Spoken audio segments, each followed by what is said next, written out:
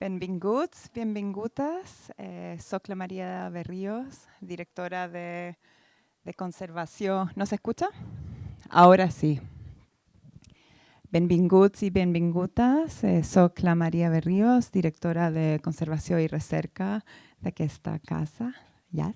I també soc la directora d'aquesta edició de PEI, que tinc un comitè pedagògic molt fabulós. I aquí estan Nancy Garín, Eric Beltrán, Tania Safurada, que hoy no pudo llegar, y también Elvira Yanganiose, a su vez directora de esta institución. I'm going to speak in English so that our guests can understand us, or understand me. It's a privilege to be presenting this session today. Because this session is one that we're doing in collaboration with very dear colleagues and friends of MACBA, A-Desk, and with Montse Badia, who's the director of A-Desk, and Maria Muñoz, who have in a very organic way allowed us to create a situation where the beautiful material that they are producing that is so important for the local ecology was facilitated for our PEI and allowed Ido Nahari and Adam Broomberg, South African photographer and artist, to collaborate with the entire group of our PEI participants in a workshop that I understand was very engaged and still sort of living in this space.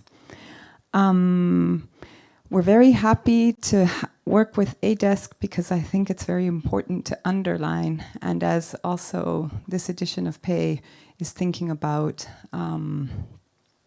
what does it mean to write? What does critical thinking have as a role? And what does thinking about contemporary culture do? What can culture do? Can culture be a weapon in a context such as that we are living?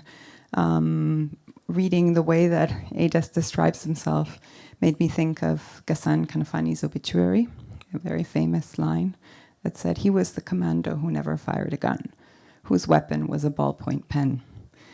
And yes, I believe that it's a privilege and honor to have your guest editors and A-Desk here. And I will leave Maria and Montse to introduce our guests more properly and this bodies of evidence editorial work. Thank you so much.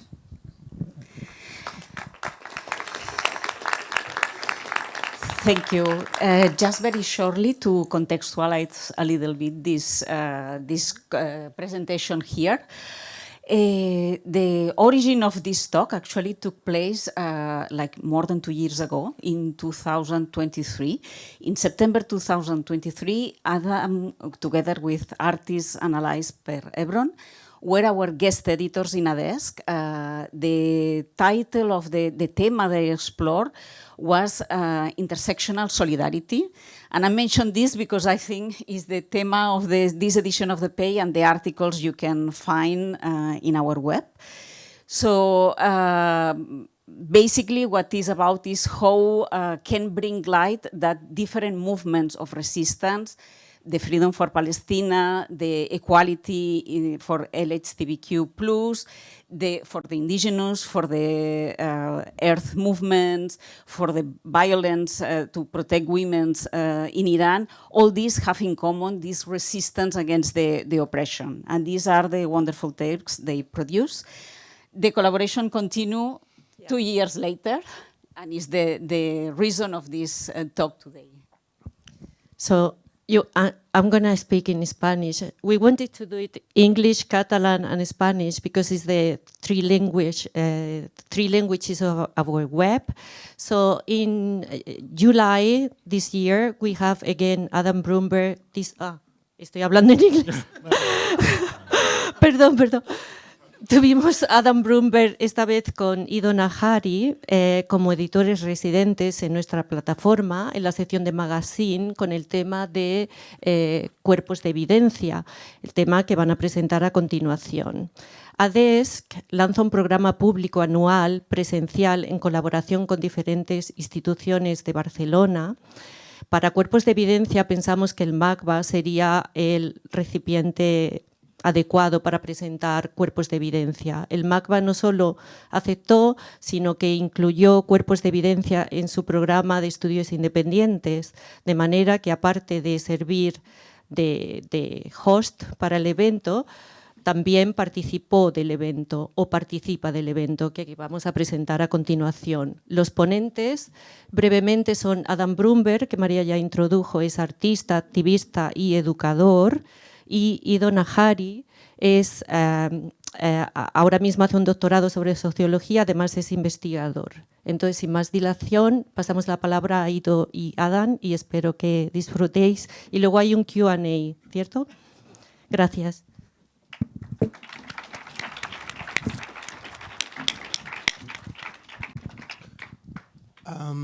Thank you, Maria, and Maria. If you do it, can I do this in Yiddish? No. No, in all seriousness, that'll probably be the last joke because it's very heavy material. And with that, it's just, I would like to say that many of the images we're dealing with are images that contain violence and they are upsetting. So I need you all to know that. And if anyone feels uncomfortable, really feel free to leave at any point. And the upsetting nature of the images is what catalyzed this work, and it emerged out of a friendship that Ido and I formed. And I think I found such solace in conversation with Ido because I was finding myself spending more and more time on my mobile phone, you know, waking up literally a few times in the night looking at these images. And I realized that this is an experience we're all doing, but we're doing it alone. And I felt overwhelmed, as I'm sure many of you did, by these images. And in conversation with Ido, I realized that we were able to share that, and it changed from the kind of overwhelm of a sensation to making sense. And I think the conversation allowed for that little bit of space that allowed for critical thought or for analysis, as opposed to just overwhelmed by volume or by the violence of the images.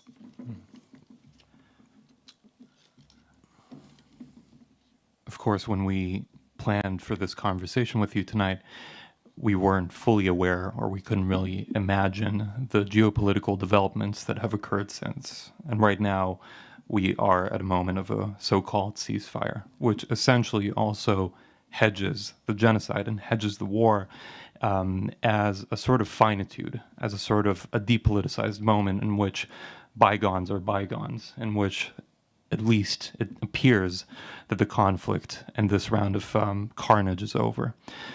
And in order to just present what this ceasefire appears and what this effect essentially looks like, we have here a very biblical appearing scene, right? Something that is hedged between the Mediterranean on the one hand and complete obliteration on the other.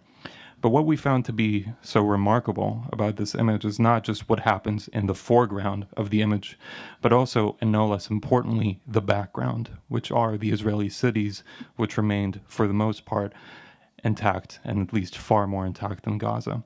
And when Adam and I started working on this, I think that one of the most remarkable things that we really wanted to take care of, or really wanted to pay attention to, is that images of violence are not just that of obliteration and decimation, right? Many times it's also the deprivation of certain images, which are no less harmful.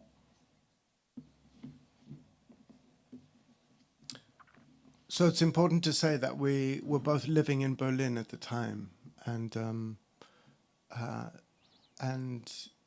this is an image that you've all seen on a weekly basis coming out of Berlin. And, you know, I've experienced this on my body in Berlin, and many of us have. And I think what's notable about this image, when we look at it, is if we think of it in terms of the gaze, and who's deprived of a gaze, and who is allowed to look back at the camera, and the kind of choreography of the police, which has become a kind of universal choreography, we see it repeated over and over again, is this idea of depriving the gaze. And I think one thing Ido and I also spoke about all the time is the optics of an image like this that come out. And, you know, for us and our comrades and our friends, this is an image of police brutality. But like we were saying earlier in the seminar, for a 70-year-old German man in Essen, this image suggests a well-disciplined police, militarized force, disciplining an unruly brown body. And I think it's really important to always remember the kind of the contrary optics that are read. When we are discussing the idea of gaze deprivation, when we are talking about this idea that it mutates and warps not only the very basic component of portraiture, which is consent, but also a form of identification. We see here that our immediate attention is given not necessarily just to these presented, well, and abused Palestinians, but also the soldier herself. There is an immediate affinity for the fact that she looks at us and we could look back at her. And this is something that to us is also crucial to keep in mind when we discuss such images. Many times we think that the relationship is binary between abuser and abused. But no less important is the component of us, the audience. The fact that many times these images are also created for our sake, and in the case of this particular Israeli soldier, for the entertainment of others. This image was, in fact, a watershed moment. It was posted in 2010 during one of her patrols in the occupied West Bank. And essentially, again, it was presented on social media as a form of creating social capital. And this is something, and I'll just conclude with this part, is that when we talk about the components of a militarized culture, right, and what makes a culture militarized, a militarized culture does not mean full conscription to the military, right? Because if that would be the case, Switzerland would be terrifying. What a militarized culture means is that all the aspirations and all the, well, desires of people within that culture depend on the military, right? I mean, an image like this really struck me. I've got a daughter of almost the same age as this soldier, and the way she's performing on TikTok is, I could see my daughter performing exactly the same gestures. And the fact that the person in the background is invisible for her, and that she is performing a kind of universal teenage dance, makes it all the more ominous. I think here the notion of, we were talking earlier this morning, looking at the slide, and I remembered there was a quote from Jabotinsky, was it? No, Theodor Herzl at the first Zionist conference, where he said, we need a banner, we need a flag. We need something that people can wave and stand proudly under. And at that point, there wasn't a flag. And, you know, it's become this horrific emblem of this toxic nation state that keeps getting used again and again, whether it's scratched into the faces of hostages, or whether it's burnt into mountains, or I've even seen images of airplanes flying in the shape of the Star of David, much like Nazi planes did in the 40s. There is something to be said about the physical component of the images that you've just talked about, right? This idea that unlike, again, the Israeli soldiers that have full control over their own bodies, over the way in which they gesture. What we see here is a complete limitation of the embodied qualities of the people who are imprisoned, the people who are abused. And here we see a case that has become notorious of a teacher from, I believe it was in Nazareth, who posted a video of her dancing on TikTok on the morning of October 7th, right? And the crime or the punishment rather, for this physical expression was a complete limitation of all sensual qualities, right? Be it cuffing her hands or covering her eyes with blindfold.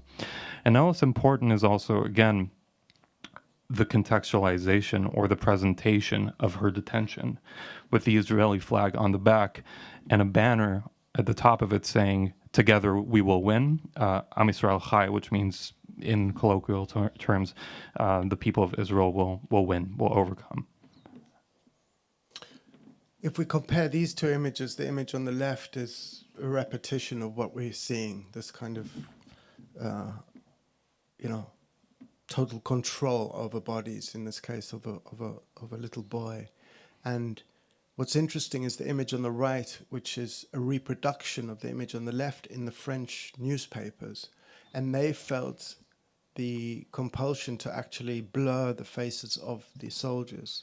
And so we have a hierarchy of visibility, or a hierarchy more of who's allowed to remain anonymous. And the fact that they felt the responsibility to do that is very telling. Yeah. So we see that gaze deprivation is an assertion of power, which could serve both the abuser as they abuse the victim, but also for essentially, keeping themselves safe, right? Essentially covering their own asses, so to speak. And this is something that we see nowadays with ICE agents in North America, in which even though there is no obligation from the administrative body itself to cover their faces, there's something about this almost bandit-like imagery, right? This idea of being both outside of the law and representing it at the same time, which has become fundamental to the usage of the mask. Mm.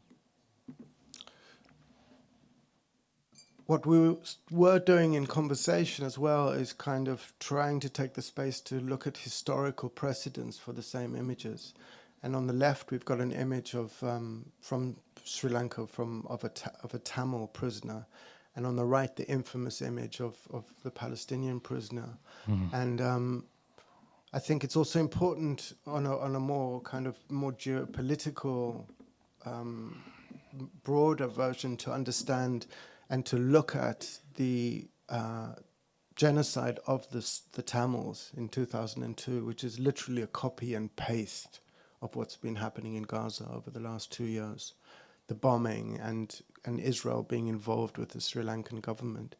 But, and the fact that these images, the image on the right, I saw an interview with an Israeli soldier who was involved in this incident, who said, these images are not leaked. These images are part of the war. They are allowed out. Mm. The Israeli control what is allowed out. And unlike Abu Ghraib, this image is allowed out because what was learned from Abu Ghraib, the reason why people refuse to actually reproduce images of Abu Ghraib is that the making of the image, as in this instance, is part and parcel of the violence. And when we are talking about the more embodied element of abuse, when we're talking about essentially the politics of mockery, these are images that have been spread far and wide in the past 2 years of Israeli soldiers stationed in Gaza, which are essentially stealing and snatching private lingerie from the homes of those who were dispossessed and dislocated from their homes, essentially a decimation of their own private lives.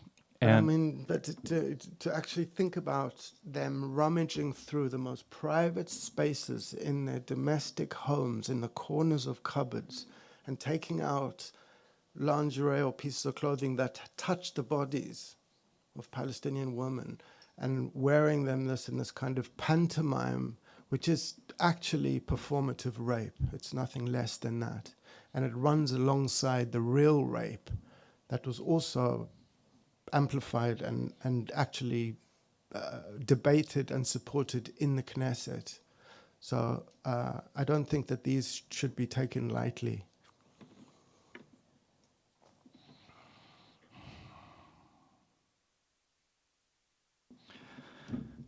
In our involvement on such topics, we were approached by an Italian book designer. His name is Federico Vaspignani, who has collected images of IDF soldiers who used the genocide as a backdrop for their own Tinder profiles. And going back to the notion of a militarized society, we talked about how certain images could produce social capital, right? This idea that you can post your abuse of others as a means of becoming more popular, generating more clicks, further engagement, being the center of a conversation.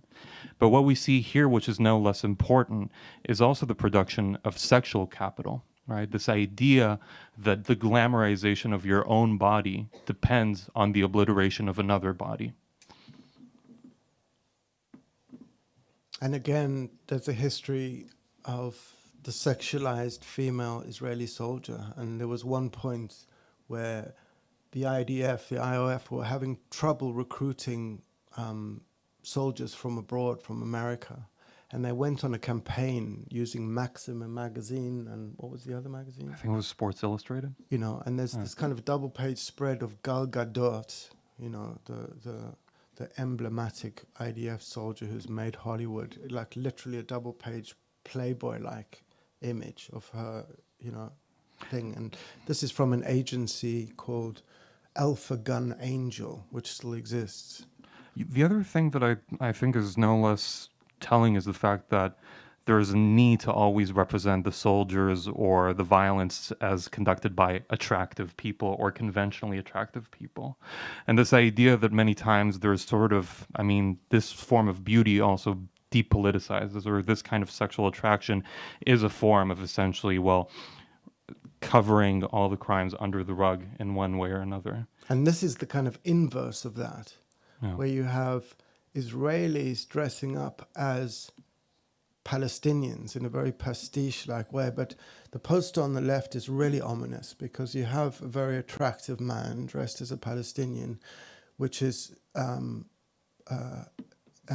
caption reads, "We're not letting Halil into our home, keeping secure, not to hiring enemies," which implies the idea of the threat to Israeli women, right? And the image on the right is an image I took with my former collaborator in 2005. We got into a training camp in the Negev desert called Chicago. And this is an image of an Israeli soldier dressed up as a terrorist, photographed, printed out, pasted onto wood, and used as a target in a firing range.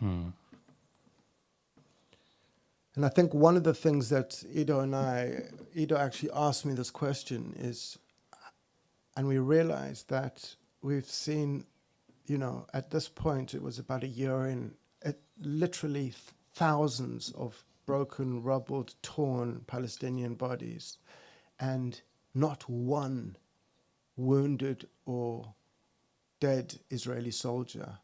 And this is the one instance that we found on the IDF TikTok channel, which shows a wounded soldier, but he's covered in the Israeli flag. He's got his thumbs up.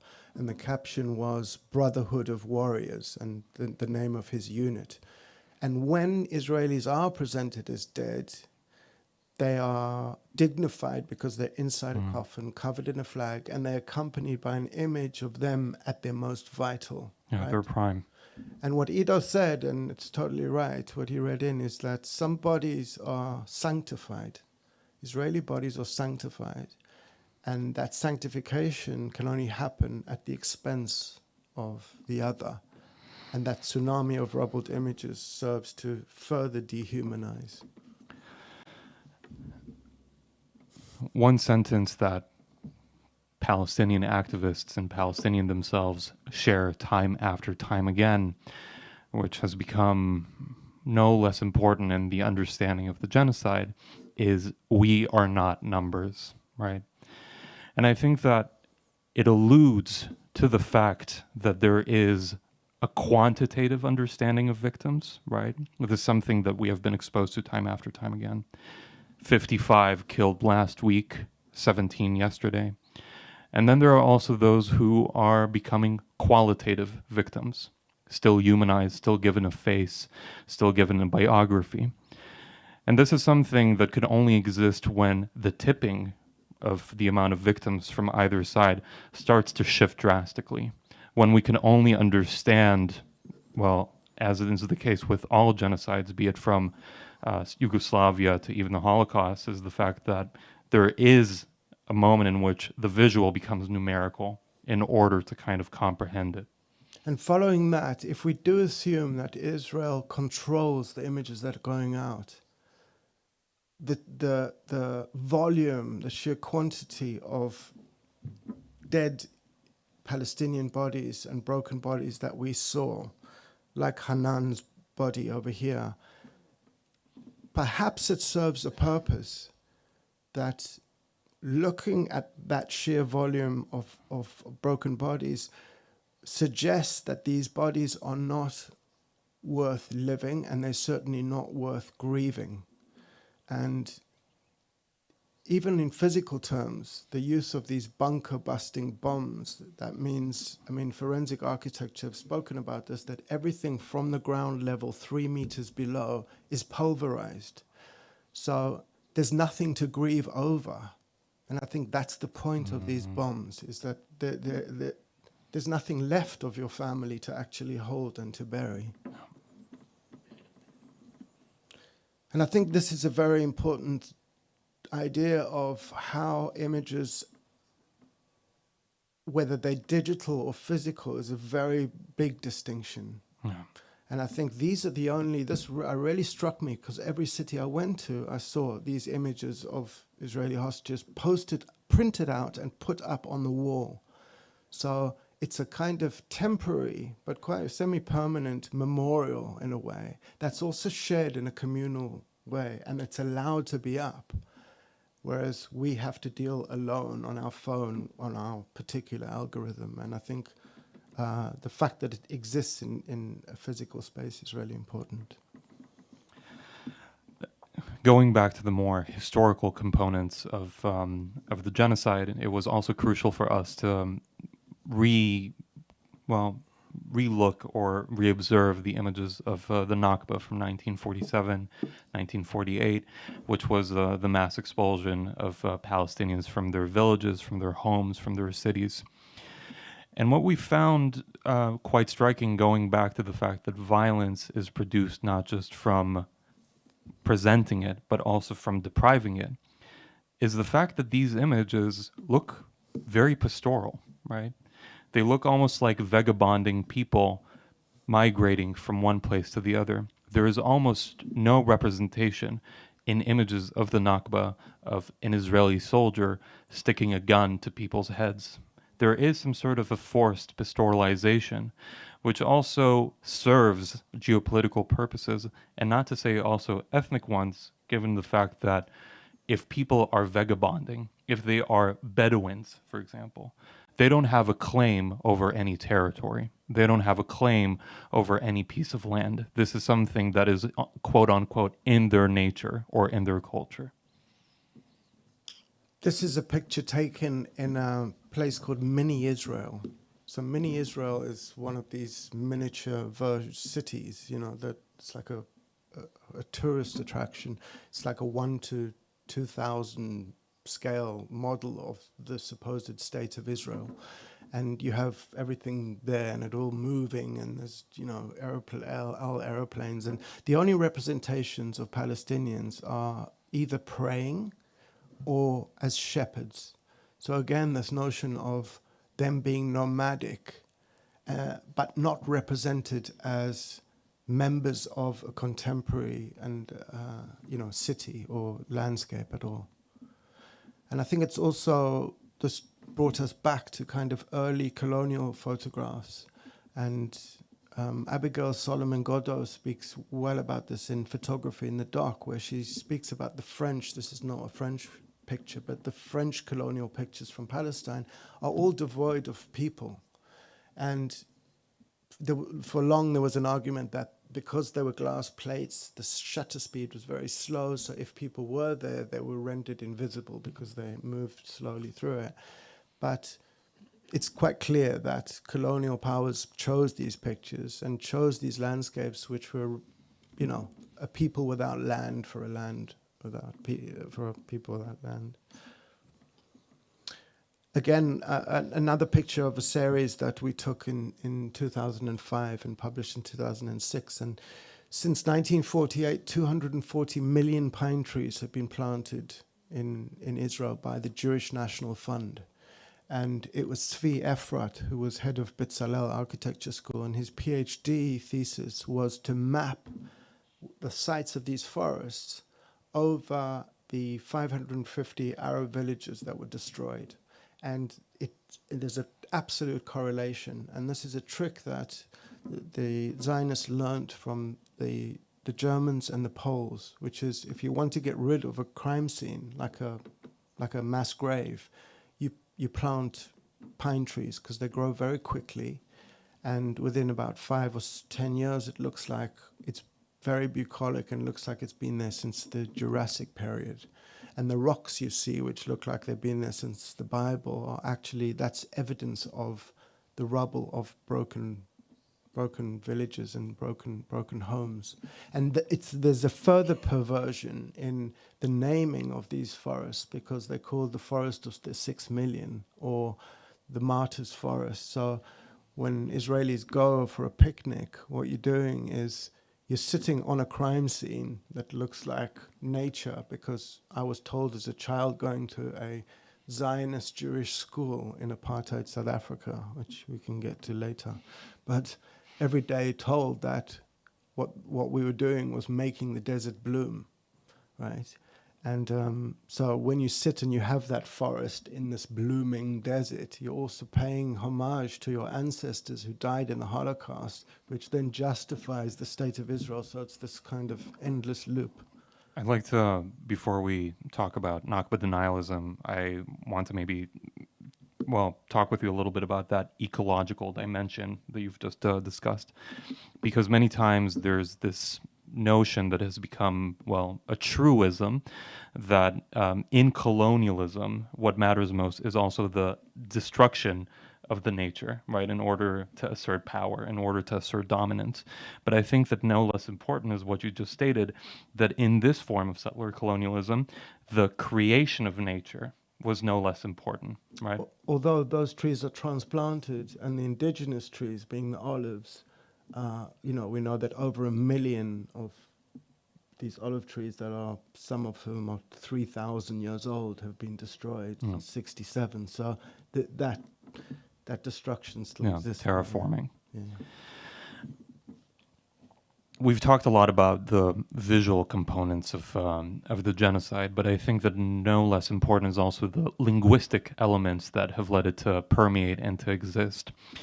And essentially for decades, Nakba denialism was a very much popular subject of leaflets of politicians, of cultural products within Israel. This idea that because the people left willingly, because they are presented as leaving under their own free will, there was no such thing as a Nakba, right? It was essentially a complete fabrication. But what is so fascinating is that since the beginning of the genocide, right, and maybe we could move on to the next slide already, there was a means of co-opting the language just as much and using the words that were again utilized in order to articulate the harm and historical wrongdoing as a form of mockery, as a form of verbal abuse in a different way. So these are two images that we've sourced from fascist telegram groups within Israel that were published in the Israeli Independence Day, essentially stating Happy Nakba Day, right? So there is some sort of institutionalized or socialized mockery, right? And if we talk about the other co-option of language, this was an image that was circulated in settler groups in which two girls, blonde, we should say, are holding and waving the Israeli flag on what is or should be, according to them, a beach in the Gaza Strip. And the three words that accommodate this peaceful and serene moment is occupation, banishment, and settlement, right? So there is a complete disintegration of, well, the vocabulary of the struggle, right? Or of essentially Palestinian rights. And maybe also to talk about the other forms of imagination of the Gaza Strip. We see here another image on the left, which states in Hebrew, "What will Gaza look like in 2025? It's in our hands." And this perhaps also alludes to the more ableist language that is used here, because when we say it's in our hands and present, again, disfigured and maimed Palestinians, there is also that element at play. And right next to them, again, a very serene moment by the beach in which settlements are being reconstructed where homes were once present. And on the right, obviously, we're all familiar with this one, which Trump posted on his Truth Social. There's kind of AI rendering of his what he's going to build on what he calls a demolition zone. And it's really important to notice how many times he calls Gaza a demolition zone, which is the language of an estate agent, not geopolitics. And I think images like this are really important as well, particularly for me coming from South Africa and growing up under apartheid. Images like this were proliferated. The idea of, as J.M. Coetzee put it, the barbarian invasion, and the other was always depicted as a kind of mass. And this comes from the Jewish Task Force. It's a website, and the image is captioned "Gaza in Tel Aviv, July 15th, 2015. And to contrast two images here, a more contemporary image of some youths from the West Bank climbing over the apartheid wall, which I don't know if any of you have been, but we're talking about a tsunami of concrete that's 12 foot high, 3 meters underground, and 500 meters long. It's truly the most horrific barrier. And the image on the right is somehow landed up watching this film on Netflix called World War Z, which comes from 2013, starring and produced by Brad Pitt. It's a zombie film. I never watched zombie films, but there was one thing about the only safe place in the description was Jerusalem. And the major scene of this film, Brad Pitt flies in a helicopter into Jerusalem, and there's a giant wall around Jerusalem. And inside Jerusalem is like kumbaya, everybody's singing and dancing. And it's surrounded by this giant wall, which looks very much like the apartheid wall. And outside are zombies.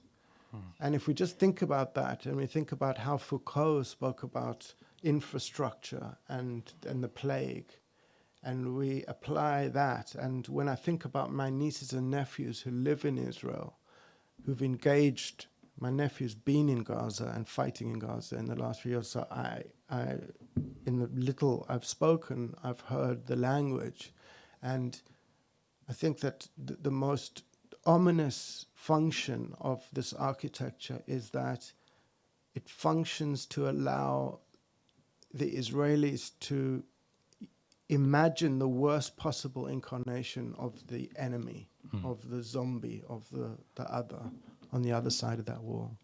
One of the things that I remember when we engage with the topic is that you recalled quite a bit your own childhood in South Africa, and the fact that within cities there was always some sort of friction or tension, or also an encounter between black people and white people. And the fact that, well, in this contextualization in Palestine, there is also a complete visual segregation of one to the other, using walls, using checkpoints. There is no encounter. Yeah, and it was illegal in South Africa for us to be together in the same space, but we were in the cities. Yeah. And there was a kind of curiosity and even a kind of, it was always a charged encounter, you know, and there was that curiosity that wall has deprived people of. We were talking about the mob and the creation of the mob, and also the relationship between fascism and the mob. This idea that the law depends on lawlessness in order to exist, either in forms of ethnic cleansing, of genocide. There's a point in which, well, you need to let the crowds go loose, so to speak, in order to maintain some sort of political stability. And this is exactly what we see here in an image from 1915 of essentially a lynching mob, right? Which also takes up most of the space of this particular photograph. And what is so telling about the lynchings that were taking place in southern United States almost 100 years ago, if not more, were the fact that they also commercialized the harm. They were sold as postcards. They circulated as a souvenir. I remember we looked at one of them, which they described the lynching, one of the people attending it described it as a token of a great day. And the other thing that is worth mentioning is their proximity to the lynched body. And the fact that 100 years ago, when personal cameras were not as popular as they were today, this was, in a sense, a means of presenting yourself to others. This was a form of creating your popularity, of showing to your parents back home, look at me, and in my new life, I'm doing okay. And yeah. I think we need to talk, and we spoke this afternoon in the seminar about this idea of counter-solidarity, and how this is a perfect example of how the NACP used this exact same images that were used to consolidate membership of white supremacy as evidence, much like those images of the Tinder profiles have been handed over and are being used as evidence now. These, and maybe you could talk about Du Bois and how he kind of narrativized it. Essentially, especially after 2 years of genocide in which there has been, as you said before, a tsunami of images, we are left with a very uncomfortable archive of harm and decimation and obliteration. And the question is, what do we do with those images? Do we have any usage for them, if at all, of seeing IDF soldiers in the Gaza Strip posing for potential dates of these gestures of performative rape? And essentially, this was something that W.E.B. Du Bois, who was a sociologist and also the head of the NAACP, which to this day remains the largest representational body of Black and African Americans in the United States. If we could go back to the previous slide. Unlike other intellectuals of his time, he didn't want to castigate these images. He didn't want to shun them. He said that we need to essentially morph them and mutate them from the ethical and moral dimension to the judicial one, to the political one. And in fact, he was so convicted of this that I believe that he sent the letter that I will just read on the right to magazines and journals across the United States, stating something that I think is just as applicable when we think about Gaza today. Would you like to read it? Just the beginning. Do not look at the Negro. His earthly problems are ended. Instead, look at the 7 white children who gaze at the... You need to read it. Okay, you forgot your glasses. Mm-hmm. His earthly problems are ended. Instead, look at the 7 white children who gaze at this gruesome spectacle. Is it horror or gloating on the face of the neatly dressed 7-year-old girl on the right? Is the tiny 4-year-old on the left old enough, one wonders, to comprehend the barbarism her elders have perpetrated? And here we see a more,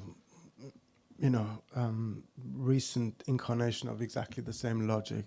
And I think the images we showed you of Tinder, the person collected 1,600 of them. There was 60 gigabytes of material which had the geolocation of the soldiers, and those were handed over to a proper organization who can use those as evidence. And just in the same manner that after W.E.B. Du Bois essentially moved and transformed these images from the moral dimension to the judicial one, no less important is the fact that all those who participated in the lynching wanted to burn all evidence of their participation, right? This act of solidarity and communal gathering received another dimension and also robbed the perpetrators of their agency, right? Even though they have presented themselves as fully capable and also desiring in those representations.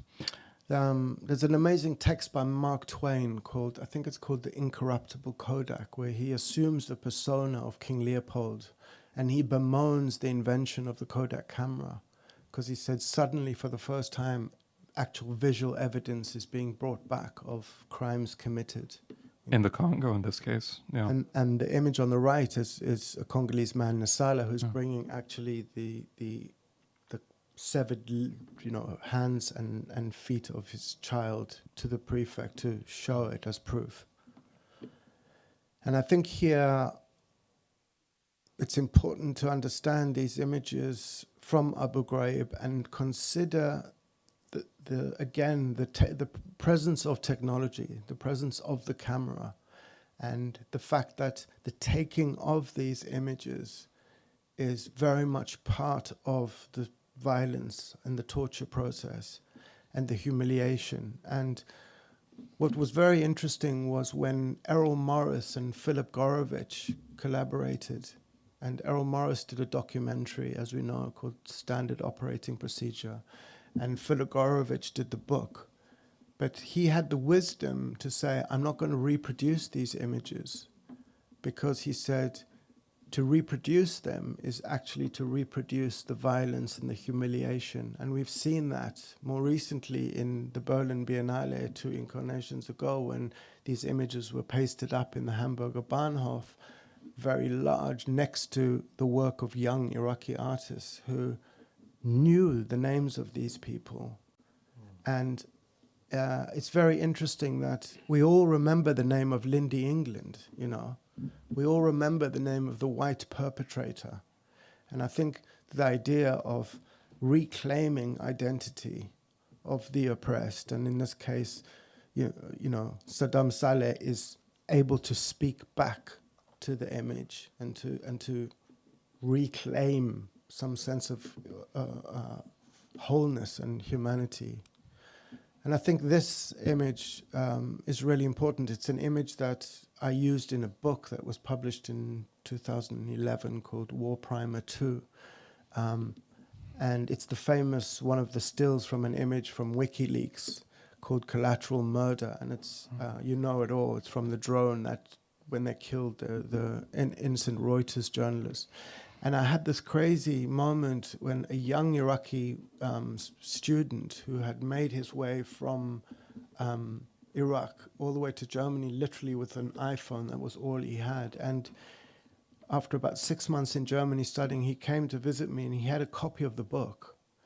And he said to me, you don't realize that this book is the story of my childhood, because it kind of used images from the war on terror. And what he said to me is that the man in the crosshairs is Namir, and that's my brother's best friend.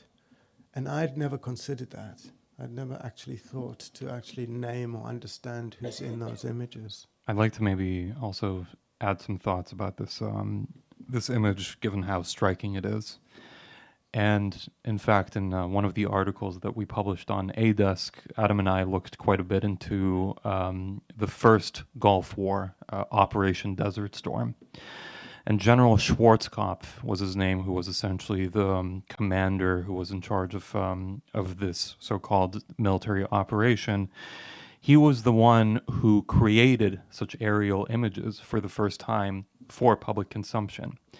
And one of the things that is so remarkable, again, if we are thinking about who looks at these images and also their juxtaposition, we are shown an image that was shot from a weapon. The identification is no longer with a photographer, but with an actual, well, killing device.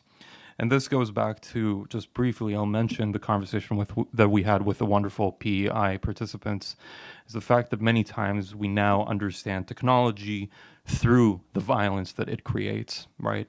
And this is something that we understand when we're talking about a live stream genocide, for example, or this is something that we understand by contextualizing the genocide in the Congo through the Kodak, right? Mm-hmm. This is no longer, we do not understand technology as a means of serving us, but we understand technology now as a means of undoing us, right? Which is no less disastrous. And maybe just a last point is talking to Palestinian colleagues and comrades, understanding the pervasive existence of surveillance. For instance, Issa Amro, who I've worked with a lot, who described to me that from the moment he gets up in the morning till the moment he goes to sleep, he is constantly surveyed. There's a surveillance camera every 100 feet, every 30 meters. And if we consider the kind of, if we could name the gaze, it's a malevolent one of that surveillance camera. It's about control. It's about humiliation. It's about intrusion. And I think there's a lot of work to be done to make a counter-surveillance, to make a benevolent gaze. But I think we should stop there. Yeah. Thank you so very much.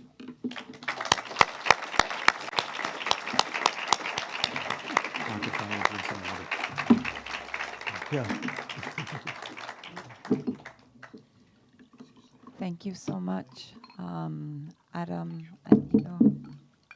We'll wait a little bit while we get there, while they get to plug into translations. I'm sure there's many questions, so I won't delay the Passover, but I just want to thank you for one very specific thing, which is to put on the table this understanding and awareness that the violence in these images is repeated, but that also a very delicate way of addressing that responsibility. What does it mean to put these things on the table again, these very harmful images, but that also have a purpose somehow? And I feel that the care around that act of responsibility, counter solidarity, and also finding a function around that, which I think is really important. What you mentioned of addressing it as a legal tool, which is one of several purposes that they can have. So I'm sure there's many. Can I just briefly reply with gratitude, because I think we were speaking about institutional responsibility, and honestly, to be able to sit in an institution of this caliber in the cultural sphere and be able to talk about this without fear of the police outside coming is very rare. And I feel so, I'm able to breathe and I'm able to think, and I'm really grateful. And I think that you're really meeting institutional responsibility, and I've seen one institution after another collapse under state pressure in Germany in order to receive their funding and their grants. So I really salute you, and I'm very, very grateful. Thank you. Thank you.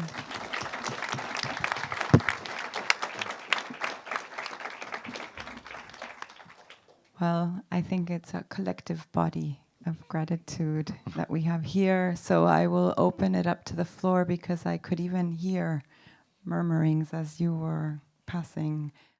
Thank you very much for your talk. And I just wanted to go back to the images and the gaze. And I was just wondering about, what about the saturation of the gaze? The saturation of images and the consumption. I asked myself, am I contributing when I, repost and put stories? Am I contributing to a sort of a normalization of that violence on a daily basis? And how to deal with that?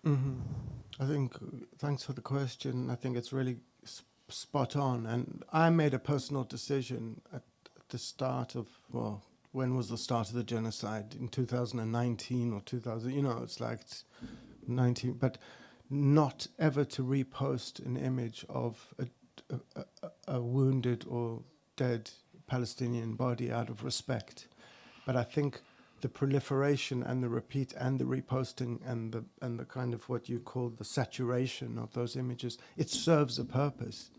And, you know, very much like I said in Judith Butler's logic, that what it asserts is that, what it implies is that these bodies are not worth being alive, and they're certainly not worth being grievable or grieving over. And I think that mass, I think it functioned for the State of Israel, and I think they allowed it, and I think they realized that mass of bodies, and when it becomes, there's such a volume that it's impossible to name, and feeds into the dehumanization. You know, this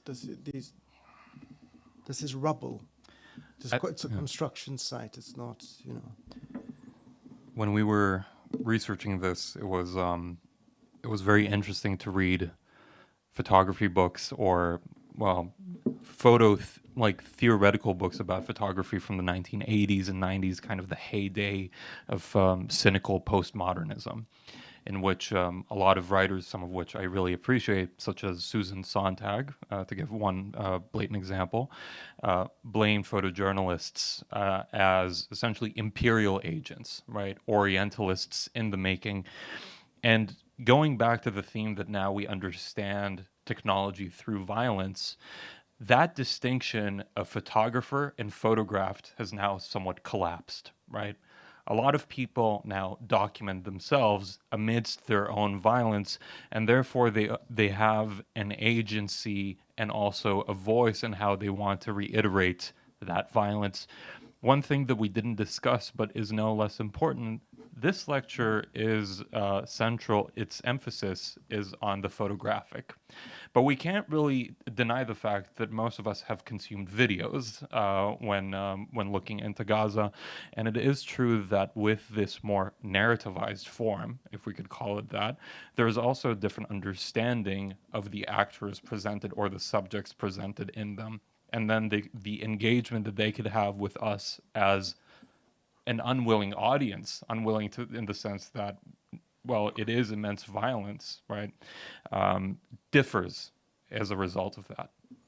I mean, and just another point is, recently I've been working with a lot of Gazan filmmakers and photographers who want to continue their studies, and we've been set up an organization to evacuate them and find them places in schools. And looking at their work, it's incredibly, it resists those images. They calm, the pace is slow, and they are incredibly poetic. And, you know, one of them, Mo, made this film just literally just looking at the sky, and there was one day when there were just no airplanes or bombs, and it was just, you know, this kind of search for the opposite of that saturation of violence.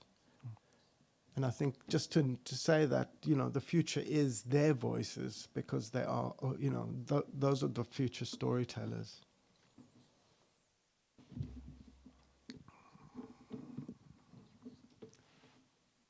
Hello. Yep.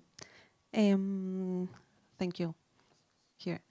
I wanted to ask, but now that I am about to ask, I think about a reason. I wanted to ask why you think that, and I agree that Israel is really controlling the images, they are not leaked, and the images of soldiers are glorified and dignified, but the images of their hostages, at least from the beginning, the ones that circulated on social media were really promoted by Israeli supporters, were not dignified at all, their bodies, like being even fake images or fake stories about hostages being raped or beheaded. And now that I'm posing the question, I maybe think that serves a purpose too, that is the one of those bodies are not also they are not worth being saved. They are already gone or dehumanized. I'm going to let you answer, but there's one thought that Ido had and articulated is the imagined images that were articulated and were written about on October 7th, October 8th, and these beheaded babies in ovens. And those images are seared into all of our minds, although they were just words and they never existed. So thank you for raising that, but I'll let you answer. So it's no question about the fact that Israeli hostages were abused because, I mean, it also served geopolitical interest. And I think that in the case of hostages, both from the Palestinian and the Israeli side, it's worthy to keep in mind that the limitation of political discourse was also the limitation of photographic discourse. Palestinian hostages were not photographed. They were not documented. They were shunned from the gaze, and therefore I think it is no coincidence that they were not part of public conversation. The images of hostages also served a different function, which is to put them in a state of limbo, in which Israel did not know if they were dead or alive, right? It was some sort of horrible Schrodinger's cat. Now, when we are talking about the surrealism or the fakery regarding violence, reminds me of a film series of Gazans documenting themselves during the genocide, to go back to your question. And one element that I found to be very curious is that a lot of, again, the Gazans said that seeing this utter obliteration was like walking through a dream, right? And why is that? I was thinking to myself. And then I think, at least this is my response, is that violence is an act of surrealism, in the sense that violence destroys the real. Violence tears apart your home, your body, everything that you've perceived in reality. And when that form of surrealism becomes socialized, there's a very little distinction between surrealism and, in fact, hallucination, to be quite frank. And with that comes also exaggeration. There comes, well, telling up stories.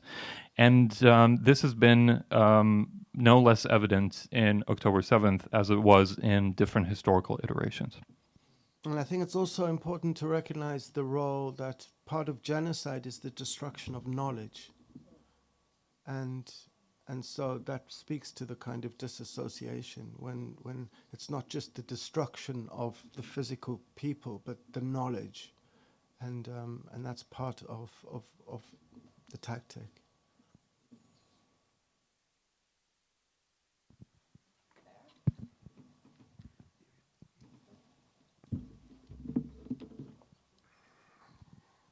I was going to ask exactly about that, like the imaginary image and how it also it's attacked. It's like, it was interesting because we have this comparison now that we can see these imaginary images in this like very like technological way that are AI videos that are giving us these suggestions of what can be in a perverted way, of course, in these cases. But versus this other way, more like low-tech, more old school way of engraving these ideas, which is exactly like the October 7, like disinformation campaigns about the dead babies, that in the space that I was inhabiting at the time, there was a policy of no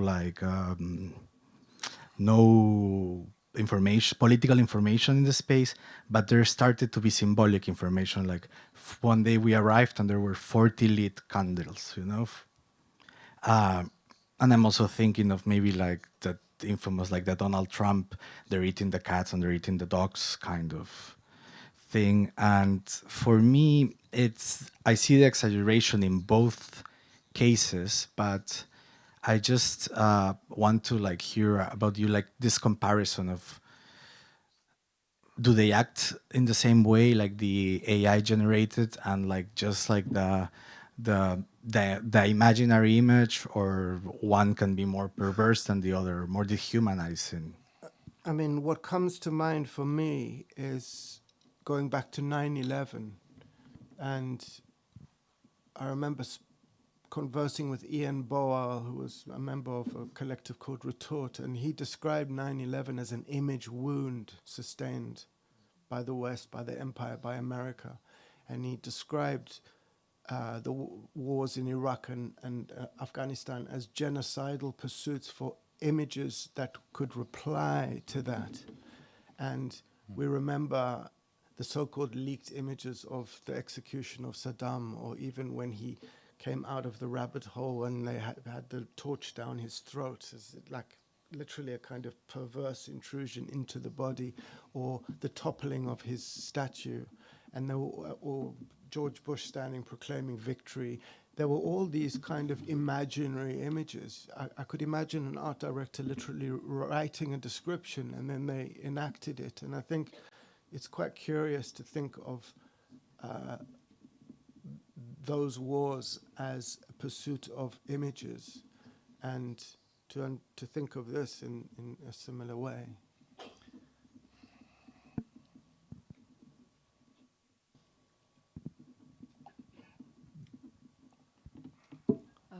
Thank you for your lecture and for organization. I'm coming from Slovenia, previously Yugoslavia, and I would like to go a little bit back to images and photographies. Recently in Slovene social media and also broadly Yugoslav social media, there were a surge of happy images, happy photographies of happy children from Gaza, and then there was a line below that they were killed on that date. What do you think about this? Well, happy images, would they can they become kind of a counter image to other photographies that you talked about? Thank you. With the participants of the PEI workshop, we were also talking a little bit about what is the role of emotion in order to galvanize an audience, right? Is there really a distinction between an image that depresses us or an image that also, again, as you stated, portrays the humanity of people, right? Not just their, again, to keep them in the limbo of death, but also grant them the permission of remaining alive. And I have to admit that I myself am skeptical about what has been a holy grail or the pursuit of the perfect image that would galvanize people into political action. I think that there have been many iterations of that since the Bengal famine in the 1860s to the Vietnam War. We could think about Napalm Girl and so on and so forth. And I think that this is not really a question of the image itself as much as it is the form in which they are socialized. We have seen from both our research, Adam and I, that images presented in public space, for example, are far more powerful than anything presented in the digital sphere. There is something about the presentation, or essentially the absorbment of what is happening there to what is happening here, which I believe is far more meaningful and provokes emotions not just in the context of the image, but also in the observer. Because we depend also on the consent or also on the emotions of other people, which are, well, sharing the same public space as us. I'm not going to answer your question, but this, what I sat wondering is what images changed the discourse, which we saw happen about 3 months ago, 4 months ago. And for me, it seems quite convincing that the image of starving children and the lineage of that kind of iconic image that we can trace back, that was the red line that seemed to allow all the politicians and all the kind of cultural speakers to utter the word genocide. And I can't quite make sense of it, but when I think there's something embedded in us of this idea that's a universal thing, that suddenly a starving child is a starving child, it exists. And I think that was the tipping point. And I haven't quite traced the roots of it, but I'm sorry not to answer your question, but it just provoked that thought.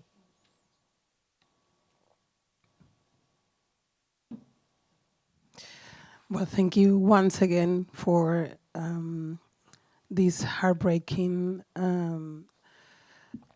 images and your kindness and brutal honesty through them. No, and as much as that also causes in you, this reflection, but also many other feelings. I wanted to, if you can, both of you, or either specifically in the last point, you were talking about the formulation of a spectatorship in a way, no? When you had talked about audience and the audience of those photography that were seen in Slovenia. No? And I say this because I feel also there is, of course, a purpose behind this generation of image making, that if we go back to the pastoral you show, there is a sense of history making. In fact, I was thinking the same when you take, for instance, the presentation of the Saints Forest or the Southern Martyrs Forest. There is a sense in which the evidence is generating a different discourse. And that has to do with the way in which that has, as you say now, I think it was you, Adam, when you were talking about the fact that there is a moment in which things shift, right? There is an intention to generate a kind of spectatorship that is going to respond to that image, no? First and foremost, to take things into action, politically speaking, but also in order to galvanize a certain kind of mass behind a particular idea. And whereas I feel, and I want to try to, and I'm saying this as a reflection that I have now listening to you guys. So if we take the pastoral images and we understand the number of images that were sort of circulating at the time, the way in which everything was under control at the time in a very specific way. But of course, there is a limited number of images. There were those and only those.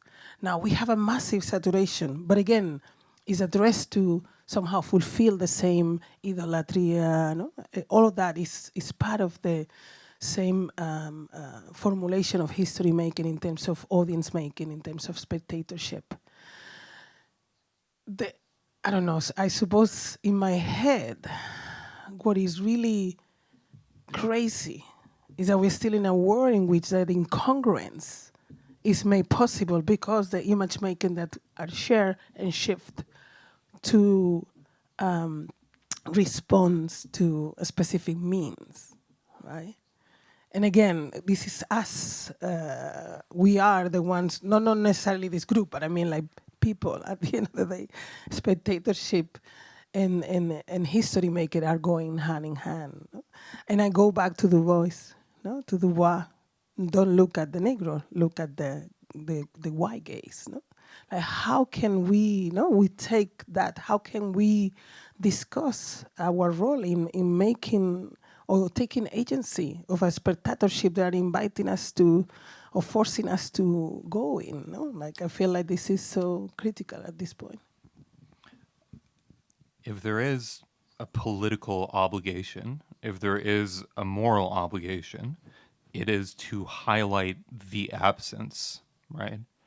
To bring the background to the foreground over and over again.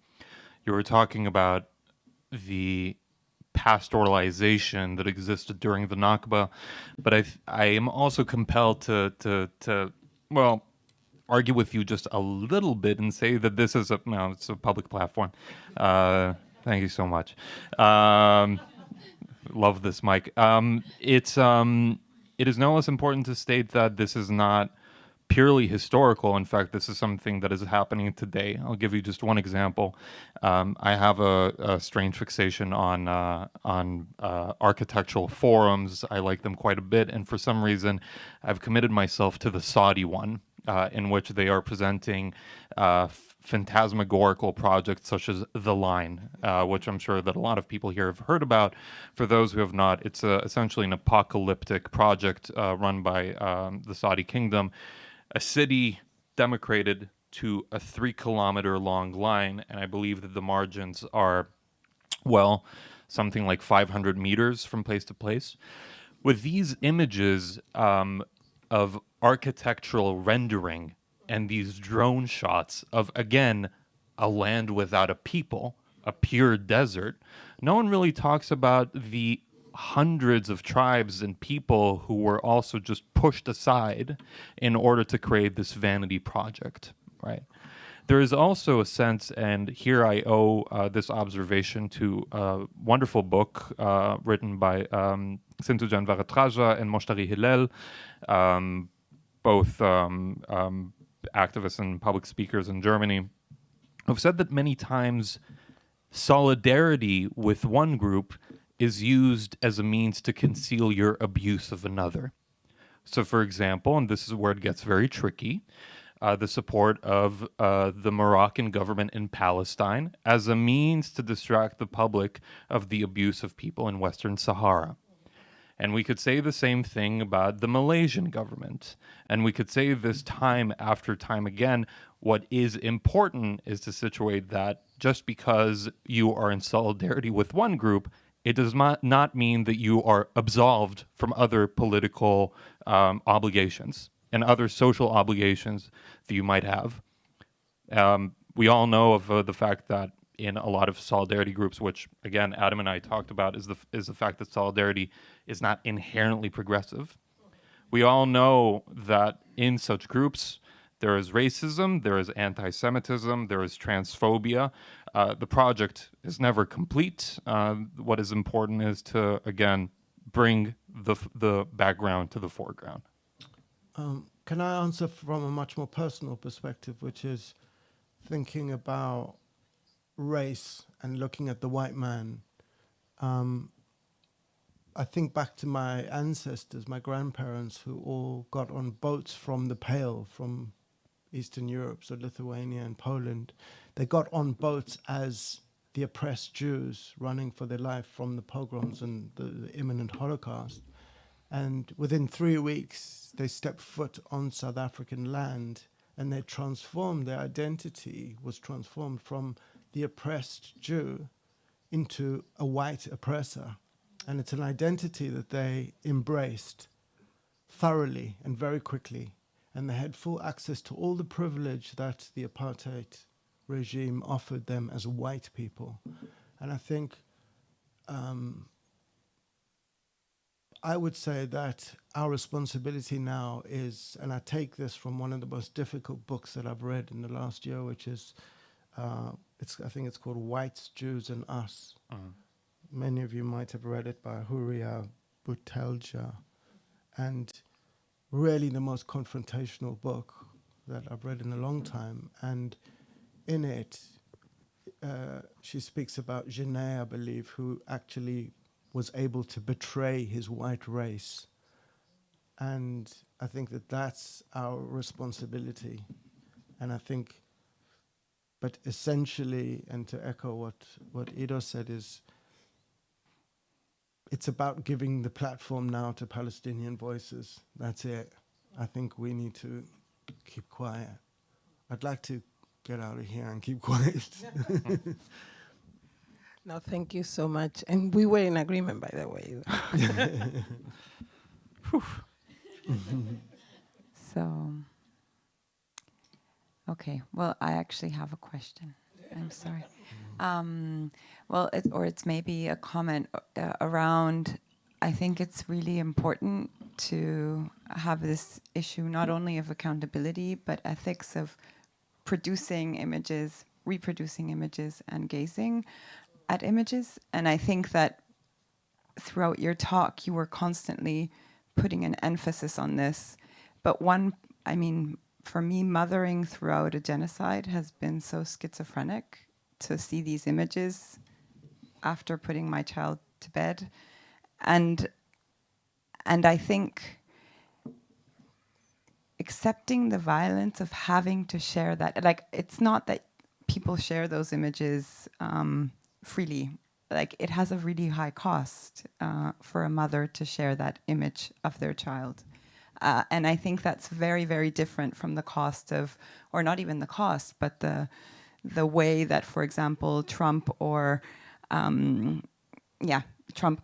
his friends can share these kinds of images with total impunity. And I feel that with no cost. And I think that that's really important in relation to what you both stated in connection to what can be said and where can it be said. And I think that that's something that I feel is really, really important to underline. We had Motaz, a photographer, Palestinian photographer here, and he said, I want to share images of beautiful Gaza. These are not the images I want to produce. This is a responsibility that he had to take on at a very, very, very high cost. So I think that this is really sort of a nuance that is necessary in these days. I, for example, cannot share those images of those children, but I understand the need for that to happen. I mean, something that came up in the seminar, which was about solidarity and images' relationship with solidarity, was what is the cost? Sharing a black square on Blackout Tuesday during Black Lives Matter, every celebrity shared that. The whole of social media was just black squares, and it was easy to do that at no cost. And I think that the cost of something is a very important measure of political action and responsibility right now. And people say, why are you staying in Berlin? I mean, it's like criminal charges and an anti-Semite who advocates for terrorism against Jews, and while I'm burying my Jewish mother, I think it's important to stay there. And yeah. If I could just say one final thing, you were talking about the schizophrenic experience during the genocide, and I felt that quite a bit because having grown up in West Jerusalem, I still have I had a lot of friends there, and I had a life there. And for the past 2 years, my feed, and this is also very important to specify, that it does not constitute public space, and it can never, 5 monopolies at best can never really, constitute really any sort of sophisticated or nuanced discourse. And I think that, again, we have been hedged in ways that we could only understand later on. But when we are talking about violence, it is no less important to state that it is permeated by its absence or by ignoring it. Because while half of my feed has been dedicated to such images that you've discussed, other ones were about people having natural wine and, going to the beach and having like a pretty sweet time, Where in Tel Aviv or in West Jerusalem. And this is something that, again, I remember actually having this conversation with a Russian friend of mine who felt a great deal of guilt going back to her village, picking up mushrooms with her family, when, again, Ukrainian children are abducted and sent to be Russified in her country. And I agree with her fully. The difference is also geographical. We have heard from people who have felt their windows shake in Tel Aviv while Gaza has been bombed, and it didn't really kind of constitute any kind of, great transformation, right? And I think that this is kind of the shock that, again, violence vulgarizes its absence.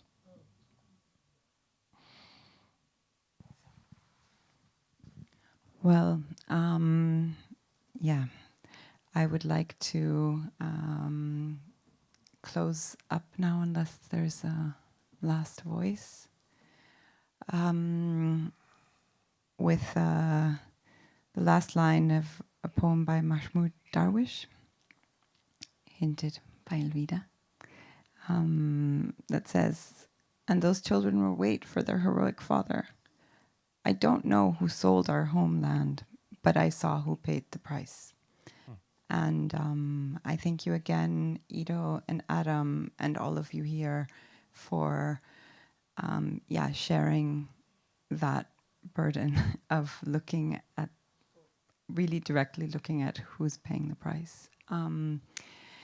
And I'd like to thank you all for being here, and I'd ask you to help me applaud our guests for their work.